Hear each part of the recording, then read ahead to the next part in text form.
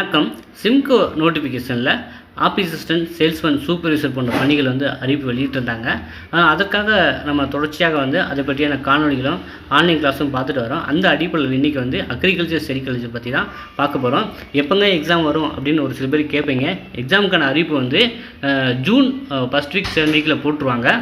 அப்புறம் ஜூலையில் நமக்கான தேர்வு இருக்க போகுதுங்க.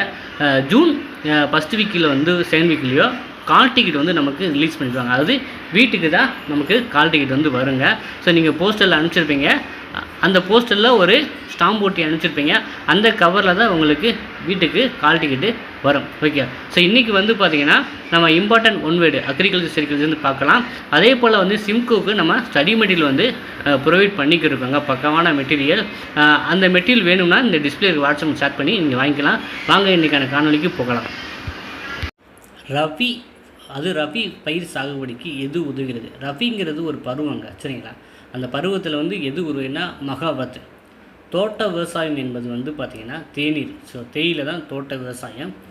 மண்புழு உரம் என்பது எதை பயன்படுத்தி தயாரிக்கும் முறையாகனா மண்புழுவை பயன்படுத்தி தான் தயாரிக்கிறாங்க. பின்வரும் பயிர்களில் எது சிறந்த தானியமாக வகைப்படுத்தப்பட்டுள்ளதுன்னா கோதுமை தான் சிறந்த தானியமாக வகைப்படுத்தப்பட்டுள்ளது. பின் வருவனற்றுள் கோதுமையை உற்பத்தி செய்யும் முக்கிய மாநிலம் எது அப்படின்னா கோவா. ஸோ நாட்டுங்கிற கோதுமையை உற்பத்தி செய்யும் மாநிலம் கோவா. விவசாயிகள் காய்கறிகளில் மட்டுமே நிபுணத்துவம் பெற்ற பகுதியில் உள்ளன. இந்த வகை வேளாண்மை டேஸ் என அழைக்கப்படுகின்றன. பண்டமாற்று வேளாண்மை. விவசாயிகள் காய்கறிகளில் மட்டுமே நிபுணத்துவம் பெற்ற பகுதிகள் பார்த்திங்கன்னா அந்த வகை வேளாண்மைக்கு பார்த்திங்கன்னா என்ன சொல்கிறாங்கன்னா பண்டமாற்று வேளாண்மை. விதைப்பு பருவத்தின் தொடக்கத்தில் அறிவிக்கப்படும் விலை என்னென்னா குறைந்தபட்ச அதிர்வு. ஸோ விதைப்பு பருவத்தில் தொடக்க காலத்தில் அறிவிக்கப்படும் விலை என்னென்னா குறைந்தபட்ச ஆதரவு விலை. பொன் புரட்சி என்பது என்னன்னு கேட்குறாங்கன்னா தோட்டக்கலை மற்றும் தேன். பொன் புரட்சினா தோட்டக்கலை மற்றும் தேன். அடுத்ததாக முகா பட்டு இந்தியாவில் எந்த மாநிலத்தோடு தொடர்புடையது? முகா பட்டு பார்த்திங்கன்னா இந்தியாவில் அஸ்ஸாம் மாநிலத்துடன் தொடர்புடையதுங்க.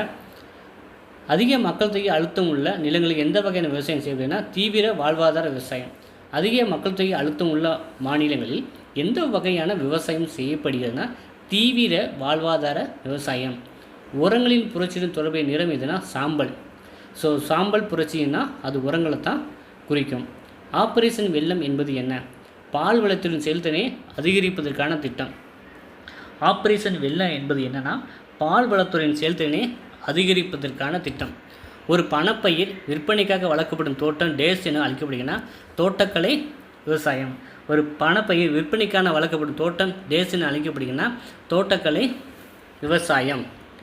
எந்த இந்திய மாநிலத்தில் மூங்கில் சொட்டு நீர் பாசன முறை மிகவும் பழமையான நடைமுறையாக உள்ளதுன்னா எந்த இந்திய மாநிலத்தில் மூங்கில் சொட்டு நீர் பாசன முறை மிகவும் பழமையான முறையாக உள்ளது என்றால் அது மேகாலயா. விவசாயிகள் காய்கறிகள் மட்டுமே நிபுணத்துவம் பெற்ற பகுதியானது எவ்வகை விவசாயமாக அறியப்பட்டுள்ளதுன்னா சந்தைக்கான விவசாயம். விவசாயிகள் காய்கறிகள் மட்டுமே நிபுணத்துவம் பெற்ற பகுதியானது எவ்வகை விவசாயமாக அறியப்படுகிறதுனா சந்தைக்கான விவசாயம். இந்தியாவில் மிளகாய் அதிகம் உற்பத்தி செய்யும் மாநிலம் இதுனா ஆந்திரானா காரம் அப்படின்னு ஞாபகம் வச்சுக்கோங்க. மிளகாய் சரிங்களா? இந்தியாவில் மிளகாய் அதிக உற்பத்தி செய்யும் மாநிலம் ஆந்திர பிரதேசம். இந்தியாவில் பசுமை புரட்சி 1960களில் தொடங்கப்பட்டது. இந்தியாவில் பசுமை புரட்சி 1960களில் தொடங்கப்பட்டது. காரிஃப் பயிர்கள் எதுனா பருத்தி மற்றும் நெல். காரிஃப் பருவம்னு சொல்லுவாங்க, சரிங்களா? அது பருத்தி மற்றும் நெல். பின்வரும் பயிர்களில் எது சிறந்த தானியமாக வகைப்பட்டுள்ளதுன்னா அது கோதுமை தான். ரபி பயிர் எந்த மாதங்களில் விதைக்கப்படுகிறதுனா அக்டோபர் டிசம்பர் மாதங்களில். ரபி பயிர் கரீஃப் ரபி அப்படிங்கிறது காலங்க, சரிங்களா? அந்த பருவம்னு சொல்லுவாங்க, சரிங்களா? அந்த பருவத்தில் பயிர் செய்யும் பயிர்கள். அது ரபி பயிர் எந்த மாதங்கள் விதைக்கப்படுதுன்னா அக்டோபர் டிசம்பர். பின்வரும் பயிர்களில் எந்த பயிர் இந்தியாவில் வணிக சாகுபடிக்கு அனுமதித்த ஒரே மரபணு மாற்றப்பட்ட பயிர்னா பிடி பருத்தி, சரிங்களா? பின்வரும் பயிர்களில் எந்த பயிர் இந்தியாவில் வணிக சாகுபடிக்கு அனுமதிக்கப்பட்ட ஒரே மரபணு மாற்ற பயிர்னா பிடி பருத்தி. செடியின் தண்டுகளிலிருந்து இயற்கையான நார்ச்சத்து பெறப்பட்டு செடி பூக்கு தொடங்கும் போது அறுவடை செய்யப்படுகிறது. அது எது என்னென்னா சணல்.